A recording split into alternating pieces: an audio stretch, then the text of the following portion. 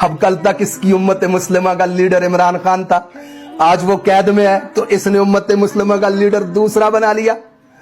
और ये जो तुम बार बार दरबारों में जाकर के बैत करते हो ना, ये कल यजीद के दरबार में भी तुम जैसे उलमाए सू थे जिन्होंने बैत की थी, लेकिन हक दरबार में नहीं खैमे में था। आज भी हक दरबार में नहीं जंदान में है।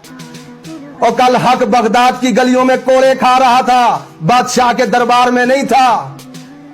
इमाम अहमद बिन हंबल को बगदाद की गलियों में कोड़े मारे गए थे, दरबार में हक नहीं था।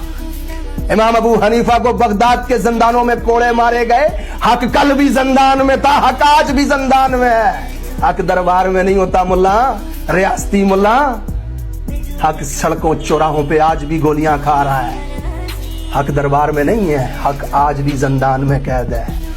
एक बात याद रखना, जब रियासती अकीदा मुसल्लत किया जा रहा था ना, तो तुम जैसे दरबारियों ने खड़े होकर के बैत कर दी थी, लेकिन अहमद बिन हंबल ने बगदाद के बाजारों में कोड़े खाए थे। आज अरब के सहराओं में दफन है वो रियासती अकीदा। आज उम्मत खड़ी है अहमद बिन हंबल के अकीदे के साथ। कल तुम सब भी पाकिस्तान की मिट्टी में दफन हो जाओगे, नजरिया इमरान खान का जिंदा रहेगा इंशाअल्लाह ताला। हाकमियत सिर्फ मेरे अल्लाह की, आइन की हर सतर कुरान और सुन्नत के मुताबिक होगी। ये जाती इस्तिस्ना अल्लाह के दीन के खिलाफ है। ये जबर, ये जुल्म, अवाम ने जिनको मुस्तरद किया उन्हें जबरदस्ती अवाम के ऊपर बिठा देना जुल्म है, जबर है, यजीदियत है।